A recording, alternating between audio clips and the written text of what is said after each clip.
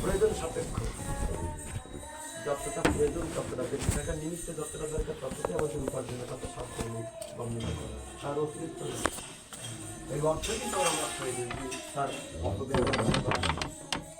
কি অর্থ হয়ে যায়, তাহলে আবার অর্থে অনর্থের মূল হয়ে যায়। এই জন্য শরীর এবং জীবন নির্ধারণের জন্যে যতটা প্রয়োজন ততটাই উপার্জনের কথা শাস্ত্রে বলা হচ্ছে। বাকি সময় ভজন, বাকি সময় হরিভজন করার কথা বলা হয়েছে।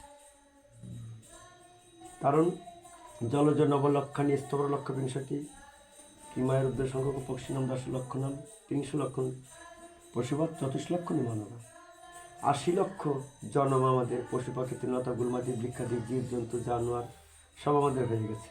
জলের পোকা থেকে শুরু করে পোকামাকড়, বাঘ, ভালুক, হাতি, ঘোড়া, একবার দুবার নয়, পশু 30 লক্ষ বার জন্ম হতে হয়েছে আমাকে। বাঘ, ভালুক, হাতি, ঘোড়া এই সমস্ত, গাছ 11 লক্ষ বার, জলের পোকা 9 লক্ষ বার, 10 লক্ষ বার পাখি, এভাবে 20 লক্ষ বার বৃক্ষ আদি, এইভাবে আমাদের জন্ম 80 লক্ষ বার জন্ম হওয়ার পর মানুষগুলি ভগবান আমাদেরকে পাঠিয়েছেন। শাস্ত্র দৃষ্টি অনুসারে বলছি, আমরা তো পিছনের জন্ম কেউ দেখি নাই, তো ভগবান যা শাস্ত্রে বলছেন সেই অনুসারে আমরা বলছি, সেটা মানতে হবে। যদি গীতা মানি, ভগবানকে মানি, তাহলে ভগবানের কথাগুলোকে মানতে হবে, ঠিক আছে? তো শাস্ত্র দৃষ্টি অনুসারে আমরা 80 লক্ষ জনি অতিক্রম করার পরে মানুষগুলো জন্ম নিয়ে আসছে। এই জন্মের কর্ম কি? প্রত্যেক জীবনের কর্ম আছে, কিন্তু মানব জীবনের কর্ম কি? আমরা সব জীবজন্তু জানার ধর্ম জানি, সবার ধর্ম জানি, কিন্তু আমি যে কি জন্য জগতে আসছি এটা কিন্তু আমি জানি না, ঠিক না? সবার ধর্ম জানি। সূর্যের ধর্ম আলো প্রদান করছে, হাওয়ার ধর্ম প্রবাহিত হয়ে চলছে, জলের ধর্ম নিচের দিকে চলছে, একটা গাছের ধর্ম ফুল ফল পাতা ডাল আমাদের দান করছে, এই ধরতির ধর্ম বীজ পুঁতে দিলে চারা তৈরি হয়, ঠিক না? এই বস্ত্রের ধর্ম শরীরকে ঢেকে রেখে দিচ্ছে, এটার ধর্ম কথা ট্রান্সফার করা হয়, ঠিক না? তাহলে প্রত্যেকের ধর্ম আছে। যদি বলা হয় তুমি তো সবার ধর্ম জানো, তোমার ধর্মটা কি? বলেন হরে কৃষ্ণ, হরে কৃষ্ণ, হরে কৃষ্ণ, ঠিক না? যদি বলা হয় তোমার ধর্মটা কি, তাহলে আমি কি উত্তর দেবো? এটা বাচ্চাও যদি জিজ্ঞেস করে যে তোমার ধর্ম, মানুষের ধর্মটা কি, আমি জানি না। সবার ধর্ম জানি, কিন্তু আমার ধর্মটা আমি জানি না, ঠিক না? মানবের ধর্মই হলো সত্যতা, পবিত্রতা, সংযম, অচর্য, অহিংসা। 5টা হচ্ছে মানব ধর্ম। আর এই 5টার মধ্যেই সবই রয়েছে, 5টার মধ্যে সবই রয়েছে। এই সূত্র হলো 5টা। আর যে 5টাকে আমরা পরিত্যাগ করে সর্বক্ষণ চলছি, এই 5টাকে পরিত্যাগ করে চলছি। মানব জীবনে এসে মানবতার জ্ঞান বা আধ্যাত্ম জ্ঞান যতক্ষণ না হয় ততক্ষণ আমরা অন্ধকার জগতে নিমজ্জমান থাকি। না সুখ আছে, না শান্তি আছে, না আনন্দ আছে, কিছুই নাই। খালি নিরাশা, হতাশা, উদ্বিগ্ন, চঞ্চলতা, অশান্তি, গণ্ডগোল, কলহ, বিবাদ, মনোমালিন্য, ঝগড়া, গণ্ডগোল, এসব ঠিক বলছি না ভুল বলছি? এগুলো নিয়ে আমরা সংসারে বেঁচে আছি। মূল ধর্ম থেকে বিভ্রষ্ট হওয়ার জন্য আজ আমাদের এই অবস্থার মধ্যে পড়ে আছে। যে ধর্ম করতে এসছি সেটা বাদ দিয়ে নিজের মনোধর্ম, জাগতিক ধর্ম, ভৌতিক ধর্ম, দৈহিক ধর্ম এসব প্রতিপালন করে আজ আমরা নিত্য এই দুঃখ দুর্দশার কবলগ্রস্ত হয়েছি, যা শাস্ত্রে কোথাও সিলেকশন করে নাই। যে ধর্ম পালন করে চলছি এটা শাস্ত্রে কোথাও সিলেকশন করে নাই, কোথাও মান্যতা দেয় নাই। আমাদের পায়ের থেকে নিয়ে মাথা পর্যন্ত সব ভুল, দেখছি ভুল যা দেখতে নাই, ঠিক? বলছি যা বলতে নেই, শুনছি যা শুনতে নেই, খাচ্ছি যা খেতে নেই, চিন্তা করছি যা চিন্তা করতে নেই। এই হাত দুটো দিয়ে কর্ম করতে দিয়েছে ভগবান, যে কর্ম করতে নিষেধ সে কর্ম করছে না। এই পা দুটো দিয়ে শরীর ভারী দেহটাকে বহন করে নিয়ে যাবে কোথায় কোথায়, ভগবানের তীর্থধাম এ সমস্ত জায়গায়। আর এই পা দুটো তোমার কোথায় কোথায় যেখানে যেতে নেই সেই সমস্ত জায়গায় আমরা যাচ্ছি। বলো হরে কৃষ্ণ, হরে কৃষ্ণ। ঠিক না ভুল বলছি?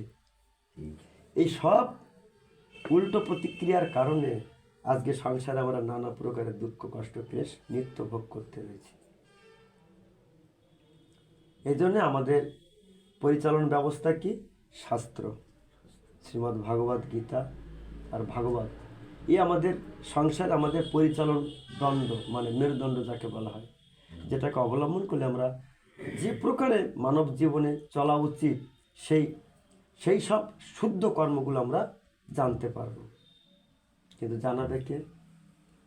কে জানাবে? হাকিম, বদ্যি, কবিরাজ, ডাক্তার, ব্যারিস্টার, উকিল, কারা জানাবে?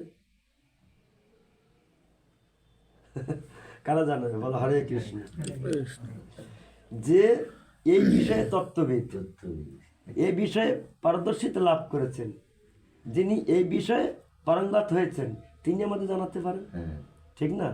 ডাক্তার আমার শারীর সম্বন্ধে তিনি ভালো মতো বুঝবেন, ঠিক না?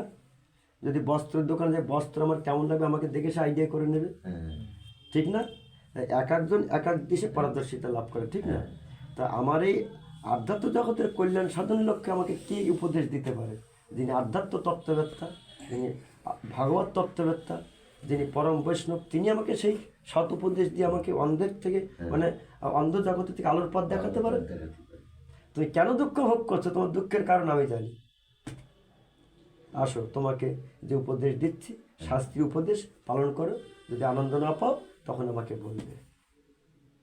তারা এই প্রকারের গ্রান্টিমূলক কথা বলে। যেদিন আমার রোগ ভালো হয়ে যায় সেদিন সত্যিকার আনন্দ লাগবে। আজকে শরীরের রোগ বলে তো ভালো লাগছে না কিছুই, ঠিক না? শরীরে যদি রোগ থাকে না, তা কিছু ভালো জিনিসও ভালো লাগে না, ঠিক না? আর যখন নিরোগ হয়ে যাব তখন শুধু ভাত ভালো লাগে। বলো হরে কৃষ্ণ, ঠিক না? তখন শুধু ভাত ভালো লাগে। আর তো মুখে রুচি না থাকে, যত ভালো জিনিস দিক ভালো লাগে না। তা আজ আমরা বেমারিগ্রস্ত, যার জন্যে না শান্তি আছে, না আনন্দ আছে, না সুখ আছে, না কিছুই আছে আমাদের। তো এই সমস্ত বিষয় আমাদের কি অবগত করাবে? যিনি এই বিষয়ে পারদর্শিতা লাভ করেছেন, তিনি আমাকে দেখেই বুঝতে পারেন তোমার রোগটা কোথায়। তিনি বুঝতে পারেন, সেরূপ ক্ষমতা তাদের ভিতরে থাকে। তাই যদি আমরা সেই প্রকারের, আমরা সাধুর কাছে কেন যাই? এইবার হচ্ছে কথা, সাধুর কাছে আমরা কেন যাই? আর সাধুর কাজ কি? আমার প্রতি তার কি কর্তব্য? আমার কর্তব্য তার চরণে আশ্রিত হওয়া। আর তার একটা কর্তব্য আছে, যখন ডাক্তারের স্বর্ণপণ হলাম, তার ডাক্তারের দেবে কর্তব্য আছে, আছে না? যখন নাম ডাকলো, এসো বসো, এবার ডাক্তারের কথা মতন একটু বসলাম। এইবার ডাক্তারের সাজেশন, ডাক্তার বলো কেমন লাগছে, কি ব্যাপার, কি বৃত্তান্ত, তিনি সব কথা কথা জিজ্ঞাসা করবে আর লিখতে থাকবে, ঠিক না? তো যখন আমি গুরুর চরণে স্বর্ণপন্ন হলাম, তাহলে এবার গুরুর কি কাজ? এ অজ্ঞ, অজ্ঞানী, মূর্খ, শাস্ত্র সম্বন্ধে জ্ঞান নেই এবং শ্রদ্ধা আছে, ভক্তি আছে, নিষ্ঠা আছে, কিন্তু অজ্ঞ, শাস্ত্রের বিষয়ে কোনো জ্ঞান নেই। তাহলে গুরুর কাজ হলো আমাকে শাস্ত্রের মূল সিদ্ধান্ত আমাকে সুন্দরভাবে অবগত করাবে, সুন্দরভাবে অবগত করাবে, যে শাস্ত্র সিদ্ধান্তকে আমি অবলম্বন করে জগতে আমি সুন্দরভাবে বিচরণ করতে পারবো, সমস্ত দুঃখ, কষ্ট, ক্লেশ সব দূরীভূত হবে, সেই সিদ্ধান্ত আমাকে জানাবেন। ঠিক আছে, জানাবেন। এইবার সাধুর কাজ হলো এইটা।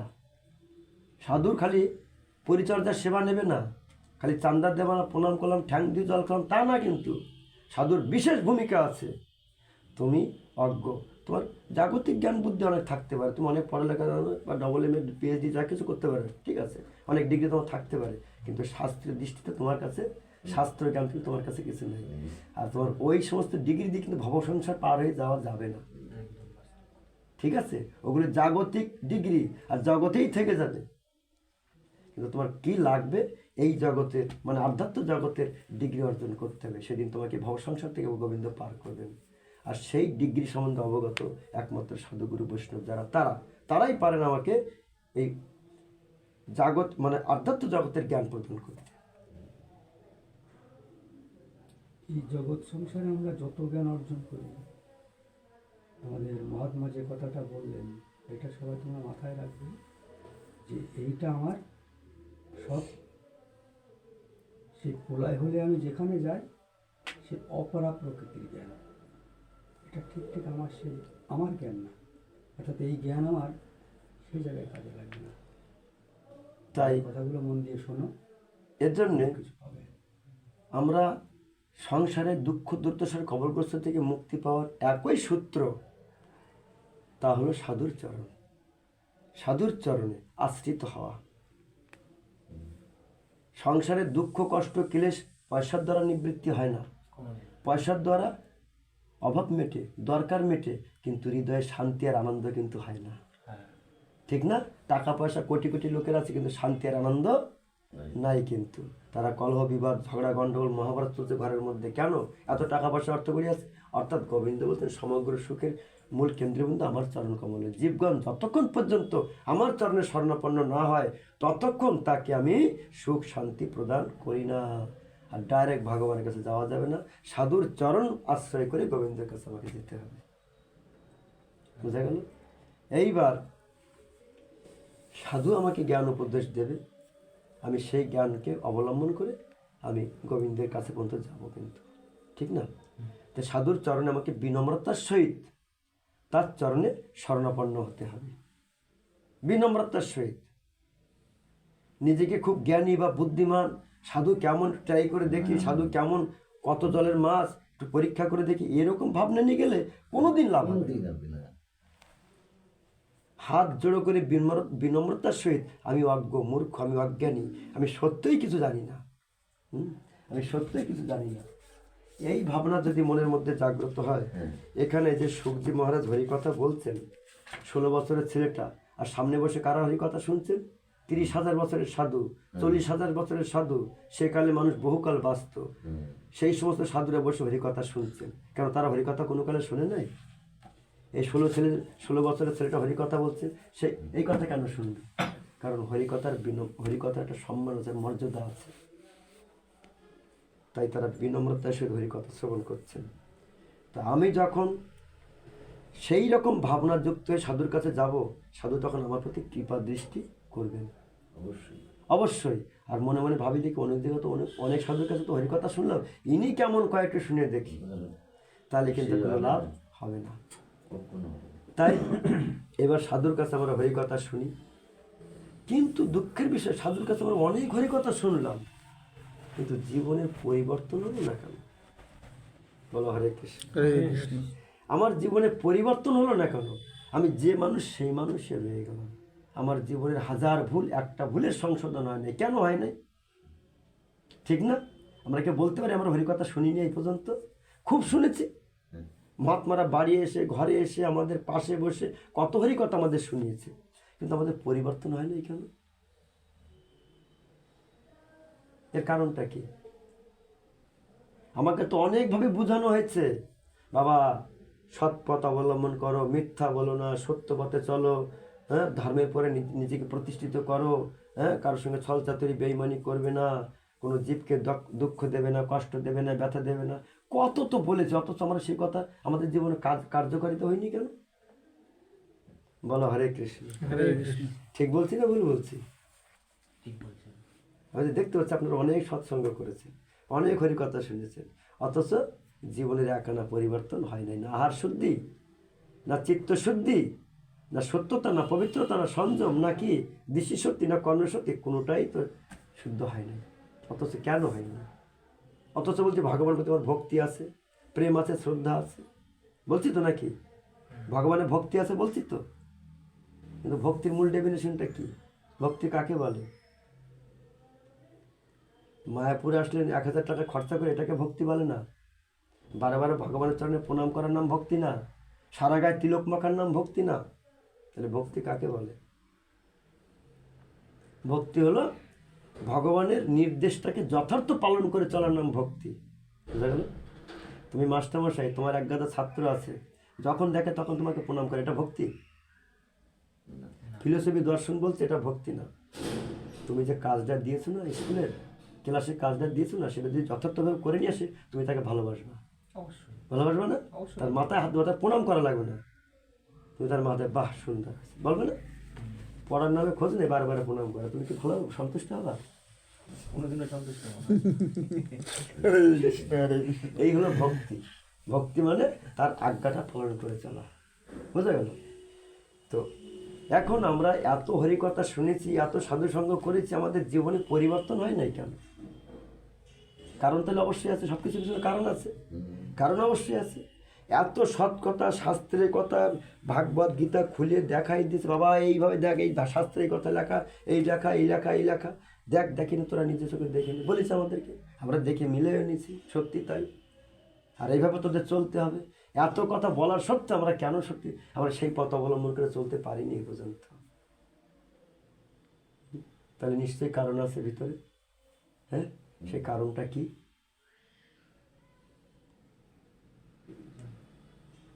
এইবার কারণ দুই দিকে যাবে, এক গুরুর দোষ না শিষ্যের দোষ, কোন একটা না একটা কারণ দোষ দেখা যাবে নাকি? আসবে তো।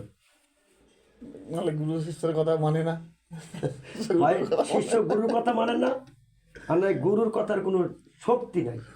এই দুটোর একটা হবে। সাপ আছে বিষ নাই, এরকম কিছু একটা হবে নাকি? কোনটা হবে বলো? হরে কৃষ্ণ। হরে কৃষ্ণ। উত্তর আপনারা কেউ জানবেন না, শাস্ত্রেই বলবে উত্তর। আমরা তো এখন স্কুলেই যাই হ্যাঁ, আপনি যেটা বলতে মহাপ্রভু চাচ্ছেন, যেখানে এই সমাধান, আমরা এই যে ছাত্র আপনার এসছে, এখন আমি স্কুলে দুবারে যাই। ঠিক কথা বলেছেন, হরে কৃষ্ণ।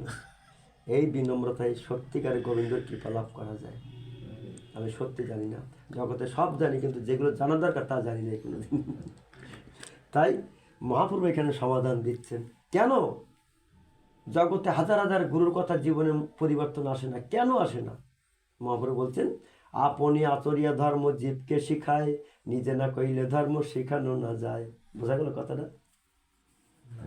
আপনি আচরিয়া ধর্ম জীবকে শিখায়, নিজে না কইলে ধর্ম শিখানো না যায়। তুমি যদি বিড়ি খাও আর তোমার ছাত্রকে বিড়ি খাবি না, তোরা মানবে তো? বিড়ি খাওয়া মানবে? তুমি যদি বিড়ি খাও আর ছাত্রদের বলে খবরদার বিড়ি খাবি না, তোমার সামনে কিছু খাবো, ওই দেখবে ভারী জ্ঞান দেয় যে বিড়িটা দিচ্ছেন আমাকে মানা করে, বলবে না? তোমার সামনে বলবে না, ওদিকে বলবে না? ওরা খাবে, মাস্টার খা, আমরা খাবো খাবো। সাধারণ উদাহরণ দিলাম। আপনি আচরিয়া ধর্ম জীবকে শিখায়, নিজে না কইলে ধর্ম, নিজে না করিলে ধর্ম শিখানো না যায়। বোঝা গেল মহাপ্রভুর কথা এখানে তারা লাগাই দিয়েছে। যতক্ষণ তুমি নিজে মানুষ না হবে ততক্ষণ পর্যন্ত তোমার দেওয়া জ্ঞানের দ্বারা জগতের কোনো কল্যাণ হবে না, খালি বলা বলেই সার হবে। মহাপ্রভু বলছেন চৈতন্য চরিতামৃতের মধ্যে, যতক্ষণ পর্যন্ত আমার জীবনের ভুল থাকবে, জগতের লোক বুঝতে পারছে না, কিন্তু আমার মধ্যে কোথায় কোথায় ভুল সেটা আমি জানি। যতক্ষণ ভুল থাকবে, আমি যতই হরি কথা বলি না কেন, যতই বেটে খাওয়াই না কেন, তোমার জীবনে পরিবর্তন আসবে না।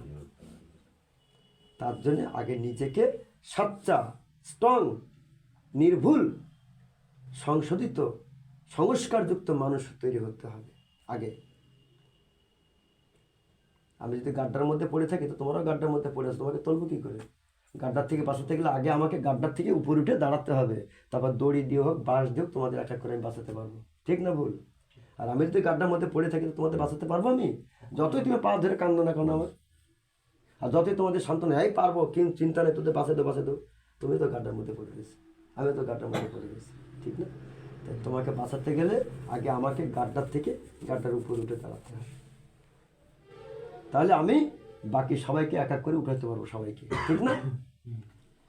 তাই জগতে যিনি সেই উপরিপোষ্টে আমার মতন অধম, দুরাচারী, পাপাত্মা, দুরাত্মাকে যিনি মানুষ করার দায়িত্ব নিয়েছেন,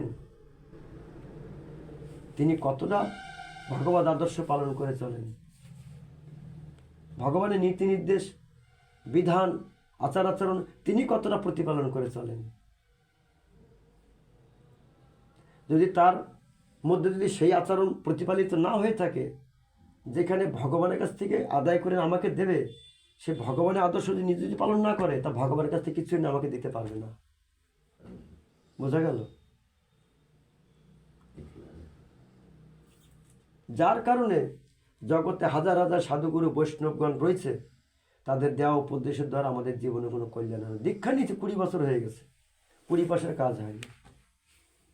না সত্যতা, না আহার শুদ্ধি, না মাদকদ্রব্য বর্জন, না প্রসাদ বুঝি হতে পেরেছে, না হরিনাম করেন, একাদশী, না তিলক, কিচ্ছু নাই।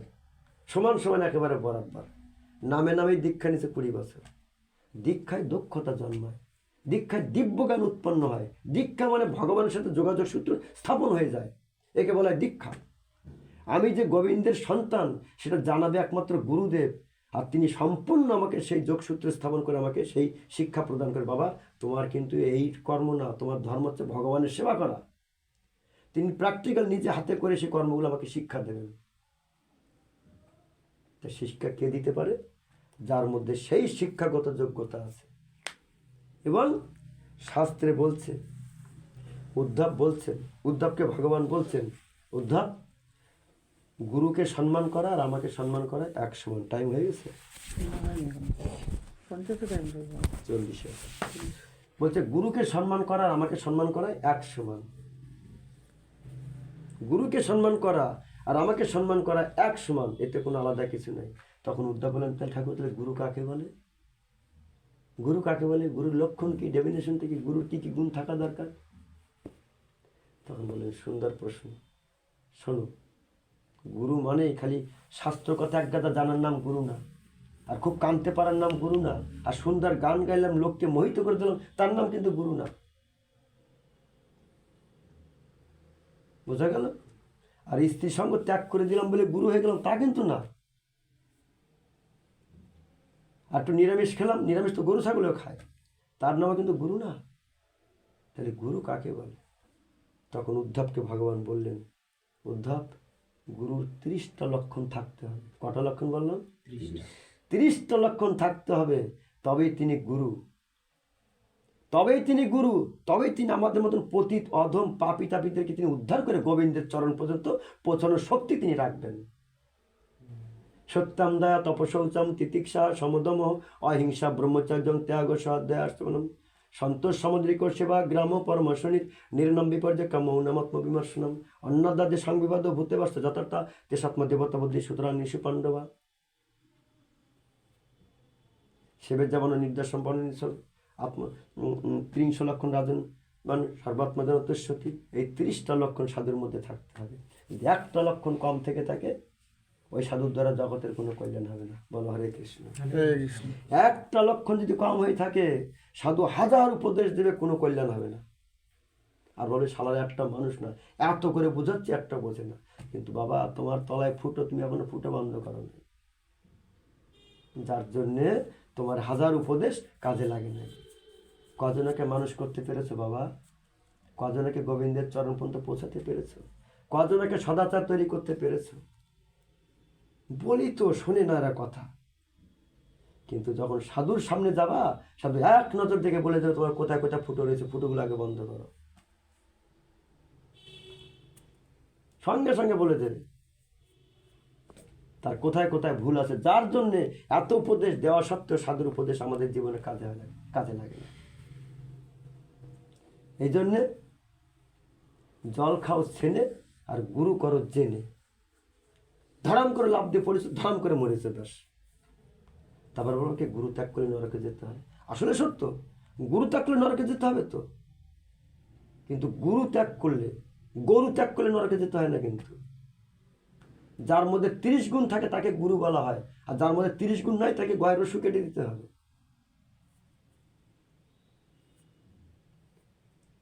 সাপ আছে কিন্তু বিষ নাই, ফোনা আছে সব আছে কিন্তু বিষ নাই।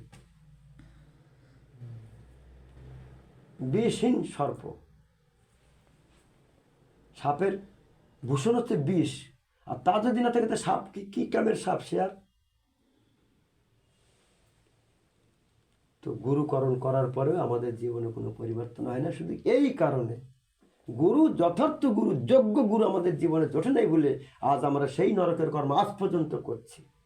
আজ পর্যন্ত পাপ কর্ম, অসৎ কর্ম, অকাজ কুকাজ, অনাচার দুরাচার, মাদকদ্রব্য সেবন, সত্যতা নেই, পবিত্রতা নেই, ভগবানের কোনো আদর্শ পালন করছি না।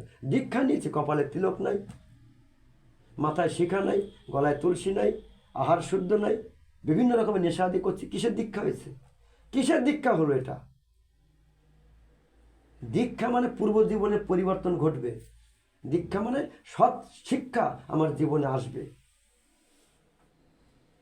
আমার জীবনে কি সৎ শিক্ষা আসছে? আমি মানুষ হতে পারলাম না কেন? শাস্ত্রে ভগবান বলছেন যার মধ্যে 30 গুণ থাকবে না সে কদাপি গুরু হওয়ার যোগ্য নয়, কদাপি গুরু হওয়ার যোগ্য নয়। এই জন্যে সৎসঙ্গবিহীন গুরুকরণ করলেই সে ওই গাড্ডার মধ্যে ধরা পড়ে থাকবে। সৎসঙ্গ আগে করতে হবে।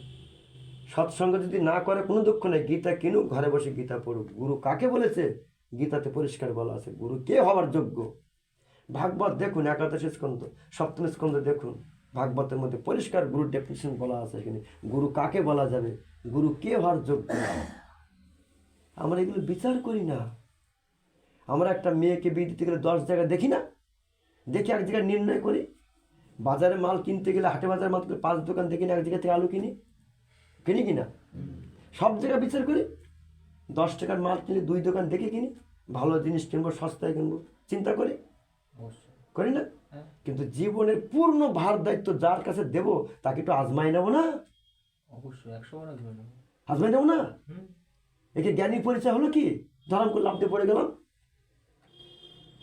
ডাক্তারের কাছে আমি তখন যাবো, ডাক্তার কয়টা রোগী ভালো করেছে আগে দেখবো, তারপর ডাক্তারের কাছে যাবো। ঠিক না ভুল বলছি? ঠিক কথা। 500 টাকা ভিজিট দেওয়ার আগে দেখবো ওই ডাক্তার কটা রোগী ভালো করেছে, তারপর আমি তার কাছে প্রেসক্রিপশন লেখাবো। ঠিক না ভুল বলছি? ঠিক বলছি। জীবনের পূর্ণ ভার দায়িত্ব যাকে দেবো তাকে দেখে নেবো না, সে ব্যক্তিটা কেমন, সে কজনাকে মানুষ করতে পেরেছে, কজনাকে জগতের থেকে তুলে গোবিন্দের চরণ পর্যন্ত পৌঁছাতে পারলো, একবার দেখে নেব না? আমরা এই গোড়ায় এত বড় মস্ত ভুল করে বসে আজকে জীবনটাকে অন্ধকারময় করে ফেলেছি। আজ নরক পতিত হতে চলে, গুরুকরণ করেছি, সব করেছে, তাই পার হয়ে গেছে। তাই আজ আমাদের জীবন নরকময় হতে চলেছে খালি একটা ভুলের কারণে। যে আমাকে সৎ শিক্ষা প্রদান করবে সে শিক্ষাগত যোগ্যতা সম্বন্ধে আমাদের কোনো ধারণাই নাই, কোন মাস্টার আমাকে ভালো পড়াতে পারে, যার জন্য আমাদের দুঃখ। এই জন্য মহাপ্রভু 4টে সম্প্রদায় নির্ণয় করেছেন। 17 সম্প্রদায়ের মধ্যে মহাপ্রভু যখন আসছে তখন 17 সম্প্রদায়, লাইনটা দিয়ে দাও। 17 সম্প্রদায়, 17 সম্প্রদায়ের মধ্যে আউল বাউল নাড়া দরবেশ কর্তা ভেজা সখী ভাকি স্মর্ত সাই, এরম করে 17 সম্প্রদায়। তারপর মহাপ্রভু 4টে সম্প্রদায়কে মান্যতা দিয়েছেন। কি কি? রামানুজ, বিষ্ণুস্বামী, নিম্বার্ক, মধ্যাচার্য। আর বাকি যত সম্প্রদায় না, বলছে এই দল নাচিবে গাইবে যাইবে জমির অলায়। এরা নিজেরা উদ্ধার হবে না, যত নৌকায় তোলে সব কটা একেবারে গাড্ডার মধ্যে পড়ে মরবে, একটা উদ্ধার হতে পারবে না। মহাপ্রভুর কথা, আমার কথা নয়। চৈতন্য মধ্যখণ্ড খুলুন, দেখতে পাবেন গুরু কাকে বলেছে মহাপ্রভু। তাই এই জন্যে গুরু মানেই খালি এক গাদা শাস্ত্র কথা জানার নাম গুরু না। ভাগবতের 18,000 শ্লোক মুখস্থ করার নাম গুরু না। 18,000 শ্লোক মুখস্থ করার নাম গুরু না। গীতার 700 শ্লোক মুখস্থ করার নাম গুরু না। কিন্তু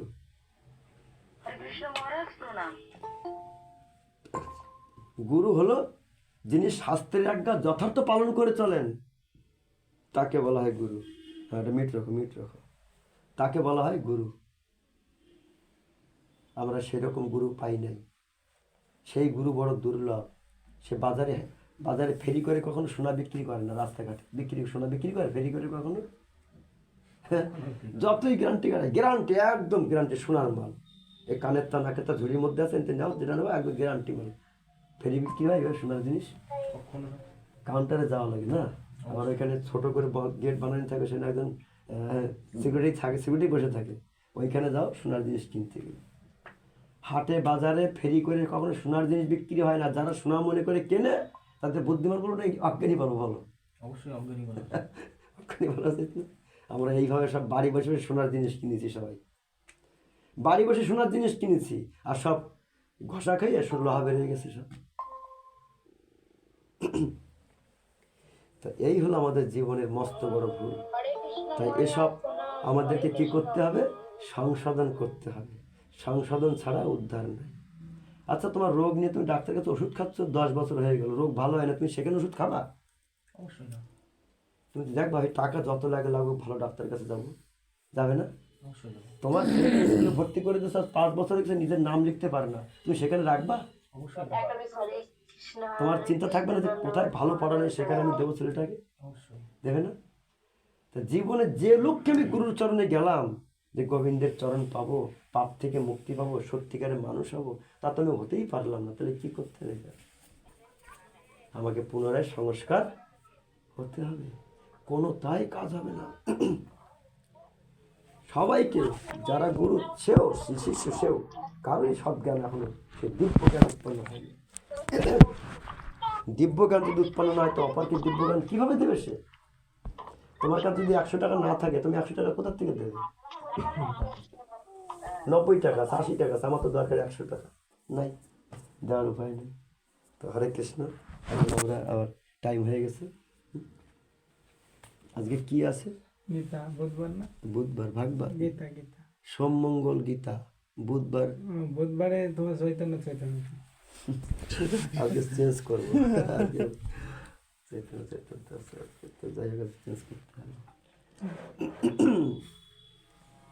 হরে কৃষ্ণ মহারাজ, কিছু শোনা যাচ্ছে না তো? হ্যাঁ, হরে কৃষ্ণ, হরে কৃষ্ণ। বন্দে হম শ্রী গুরু শ্রীযুত পদকমলম শ্রীগুরু ন বৈষ্ণবাংশ্চ শ্রীরূপম সাগর জাতম সগণ রঘুনাথ নিত্যম তম সজীবম সাদয়িতম সবদূতম পরিজন সহিতম কৃষ্ণ চৈতন্য দেবং শ্রী রাধা কৃষ্ণ পদান সগণ ললিতা শ্রী বিশাখা নিত্যং তনুষ্ঠ অজ্ঞানতিমিরন্ধস্য জ্ঞানাঞ্জন শলাকয়া চক্ষুরুন্মিলিতং যেন তস্मै শ্রী গুরবে নমঃ। নমঃ বিষ্ণুপাদায় কৃষ্ণপৃষ্ঠায় ভূতলে শ্রীমতে ভক্তানন্দ ত্রিবিক্রমায় নমিনি। নমঃ বিষ্ণুপাদায় কৃষ্ণকারুণ্যমূর্তে শ্রীমতে ভক্তি কুসুম শ্রবণীতি নমিনি।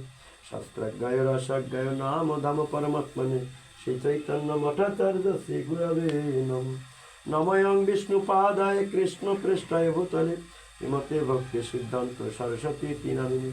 বিভারসবান বিধি বিদয়িতায় কৃপাদয় কৃষ্ণ সম্বন্ধ বিজ্ঞানদায়িনী প্রভাবে নমঃ। মাধুর্যোজ্জ্বল প্রেমার্ধ রূপানুগ ভক্তিদ শ্রী গৌর করুণা শক্তি বিগ্রহ নমস্তুতে। নমস্তে গৌরবাণী শ্রীমূর্তায় দীনতারিণে রূপানুগ বৃদ্ধ সিদ্ধান্ত দন্ত হারিণে। নম গৌর কিশোরায় সাক্ষাৎ বৈরাগ্য মূর্তায় বিপ্লম্বর সম্বধে পদম ভুজয়তে নমঃ। নমো ভক্তি বিনোদায় সচ্চিদানন্দ নামিনে গৌর শক্তি স্বরূপায় রূপানুগবরয়তি। গৌর আবির্ভাব ভূমিষ্ঠান নির্দিষ্ট শব্দে বৈষ্ণব সার্বভৌম শ্রী জগন্নাথায়তে নমঃ। বাঞ্ছা কল্প তরুভাষ্য কৃপা সিন্ধু বৈবেচ পতিত নাম পাবনেভ্যো বৈষ্ণবেভ্যো নমো নমঃ। নিত্যানন্দ নমস্তুভ্যং প্রেমানন্দ প্রদায়িনে কলো কলমস্নাশয় জন্মপতয়ে নমো নমঃ। পঞ্চতত্মাত্মকং কৃষ্ণ ভক্তরূপসর্বকং ভক্তাবতারং ভক্তাখ্যাং নমামি ভক্ত শক্তিদম। হে কৃষ্ণ করুণা সিন্ধু দীনবন্ধ জগৎপতে গোপেশ গোপিকা কান্ত রাধাকান্ত নমস্তুতে। জয়তাং সুরত পঙ্গার মম মন্দমতের গতে মৎসর্বস্ব পদম ভুজাও শ্রী রাধা মদন মোহন। দিব্যাদ বৃন্দারণ্য কল্পতরু মধ্য শ্রীমত্রত্নগর সিংহাসনস্তু শ্রী শ্রী রাধা শিশিল গোবিন্দ দেব পৃষ্ঠলেব্য শিবমন স্মরণী শ্রীমনেরা সরসরমী বংশী ভট তটস্থিতা করশন বেনুষণের গোপীর গোপীনাথ শ্রীস্তন তপ্ত কাঞ্চন গৌরাঙ্গী রাধে বৃন্দাবনেশ্বরী বৃষভানুসুতে দেবী প্রণামামি হরিপ্রিয়। বৃন্দায় তুলসী দেব্যায় প্রিয়ায় কেশবশ কৃষ্ণ ভক্তি প্রদে দেবী সত্যবত্তায় নমঃ নমঃ। নারায়ণাং নমস্কৃত্য নরং চৈব নরোত্তমং দেবীং সরস্বতী ব্যাসং তদ জয় মুদিরাত। মুখং করতি বাচলং পঙ্গুলং গায়তে গিরিং যৎকৃপা তন্মহং বন্দে পরমানন্দ মাধবম। জয় শ্রীকৃষ্ণ চৈতন্য প্রভু নিত্যানন্দ শ্রী আদ্বৈত গদাধর শ্রীবাসাদি শ্রী গৌর ভক্তবৃন্দ। হরে কৃষ্ণ কৃষ্ণ কৃষ্ণ হরে হরে হরে রাম রাম রাম হরে হরে। সবাই হাত জোড়ো করুন, হাত জোড়ো করে বলুন হরে কৃষ্ণ কৃষ্ণ কৃষ্ণ কৃষ্ণ হরে হরে হরে রাম রাম রাম হরে হরে।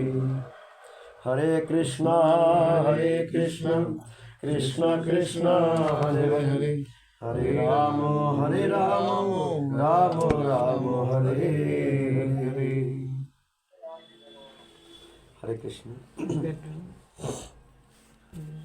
আজকে অনিল প্রভুজি একটা ভজন করবেন, প্রথমে অনুরোধ করব। হরে কৃষ্ণ। আচ্ছা ঠিক আছে মহারাজ জি, আমি বার করছি। তুলসী মালা। হরে কৃষ্ণ হরে কৃষ্ণ হরে কৃষ্ণ। একটা তুলসী নিয়ে আসবেন না, তুলসী নিয়ে আসবেন না। তুলসী দিন। বার করা নাই তো মহারাজ। আচ্ছা তুলসী নিয়ে এসছেন? এই যে হ্যাঁ হ্যাঁ, এটা ভালো ভালো কাজ আছে। ডফারটা বেশি কাজ হয়। হরে কৃষ্ণ। শোনা যাচ্ছে না দেখুন মহারাজ আমার? হ্যাঁ হ্যাঁ, শুনতে পাচ্ছি প্রভু, শুনতে পাচ্ছি। আচ্ছা বলো, ধন্যবাদ মহারাজ, চরণাবাদ ধন্যবাদ, ভক্তিতে হ্যাঁ চরণাবাদ বলো না, ধন্যবাদ। কিছু বলবে তুমি? ধন্যবাদ প্রভু, ধন্যবাদ। নিন গরম জল নিন। রাত্রে হাহাকার করে শোনা যাচ্ছে।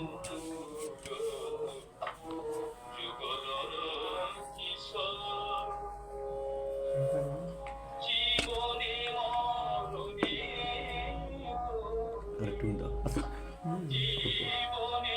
বাস।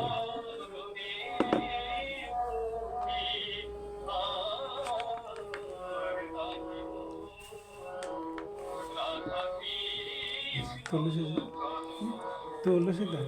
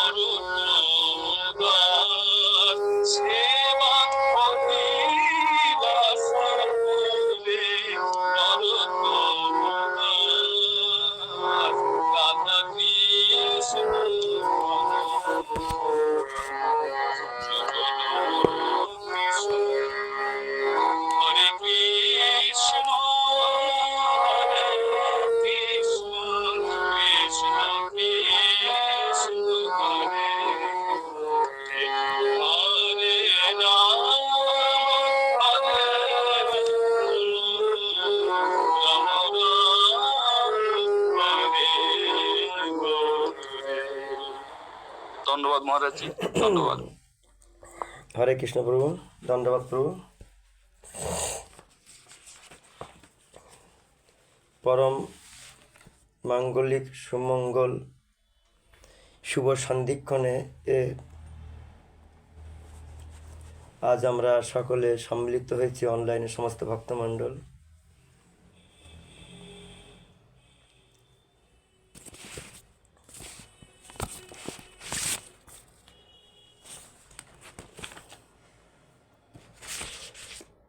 অনন্ত কোটি ব্রহ্মাণ্ড নায়ক সর্বেশ্বর পরতপত ব্রহ্মা, অসংখ্য কল্যাণ গুণগান নিখিল প্রাথমিক ভক্তবাঞ্ছা ভক্তবৎসল শরণগত বৎসল ভগবান শ্রীহরির মহিতে কৃপা করুণায় আমাদের এই শুভ সময়ের শুভ সন্ধিক্ষণের সদ্ব্যবহার, এ বড় দুর্লভ সময় সদ্ব্যবহার, সাধুগুরু বৈষ্ণবের কৃপা লাভ আমাদের পরম সৌভাগ্য। বলুন হরে কৃষ্ণ। হরে কৃষ্ণ হরে কৃষ্ণ।